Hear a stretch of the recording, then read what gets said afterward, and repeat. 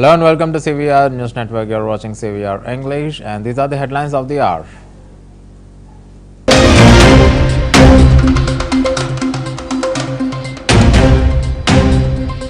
Prime Minister Modi celebrates 75th anniversary of Indian Constitution on Constitution Day. Pays tribute to Mumbai terror attack victims and commits to fighting terrorism. Pawan Kalyan meets Union Minister Shivraj Singh Chauhan, discussed on Andhra Pradesh issues at Krishi Bhavan.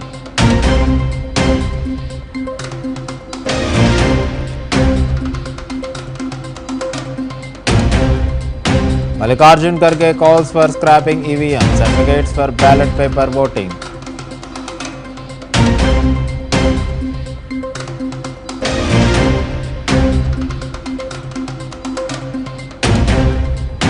Hemant Soren meets Prime Minister Modi and Home Minister Amit Shah, extends invitation for Jharkhand government swearing in, invites them to swearing ceremony.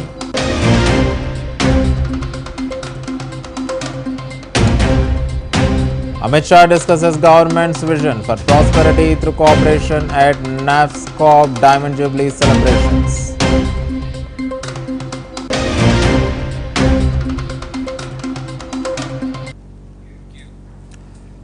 And these are the details of the news. While speaking at the Constitution Day in Supreme Court premises, Prime Minister Narendra Modi emphasized the significance of the occasion, marking 75th year of the Indian Constitution. He said this is the 75th year of the Indian Constitution and a matter of immense pride for the country.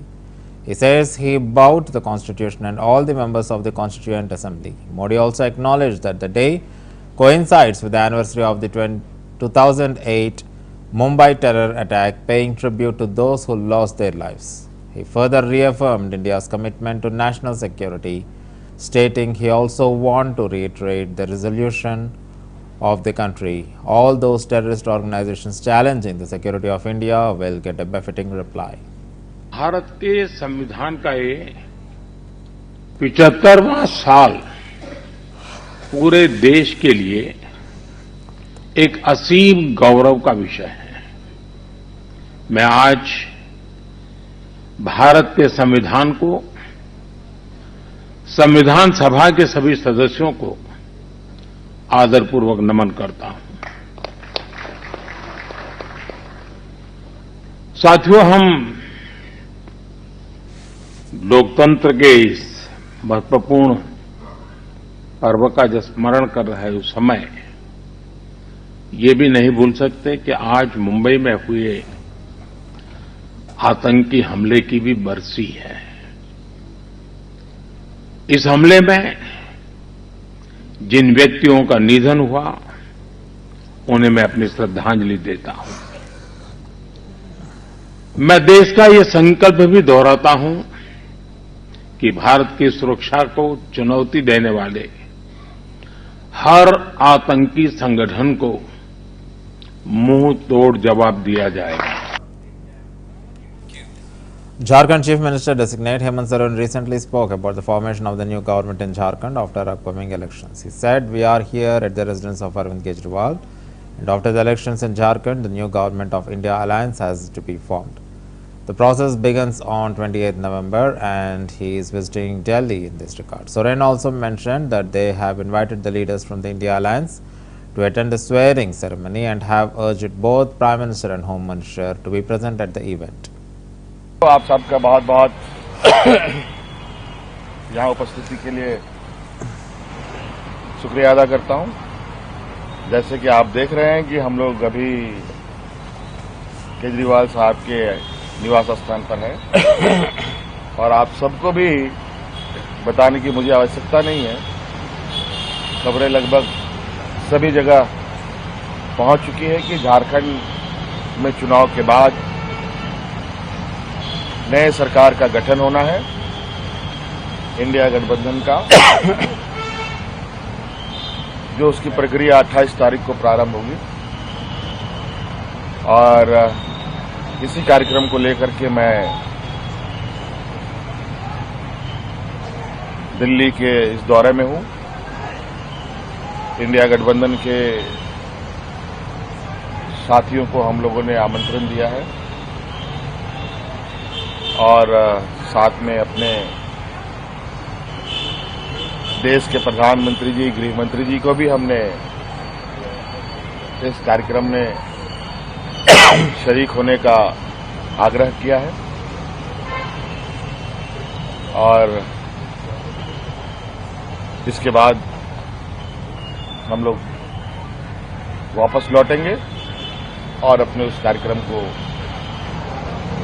आगे बढ़ाएंगे। धन्यवाद। कल तो आप सबका बहुत बहुत यहाँ उपस्थिति के लिए शुक्रिया अदा करता हूं।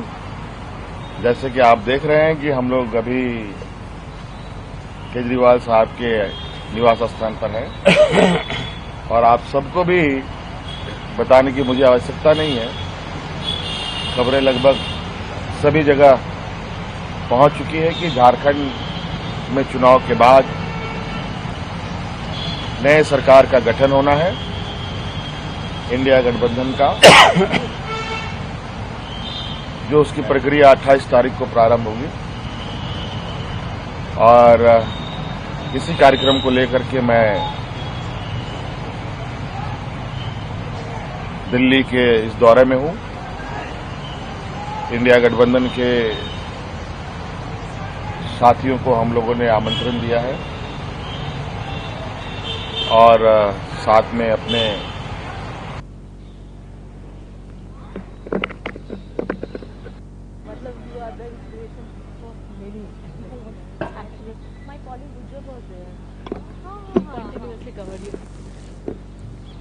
गाड़ी किधर है? मैं वहां जाऊं ना। सर एक प्रचंड जीत के बाद आए हैं, क्या कहेंगे? आज अमित शाह जी से आप सब लोगों को बहुत बहुत शुभकामनाएं। हाँ, आज मुलाकात हुई है सर, विषय क्या रहा? आगे भी मुलाकात होगी। नहीं, इनविटेशन देने आए थे सर। बहुत सारी बातें हैं। हाँ। अभी तो हम लोग का सरकार बनना है, इसके लिए हम लोगों ने ब्लेसिंग्स के लिए हम लोग आए।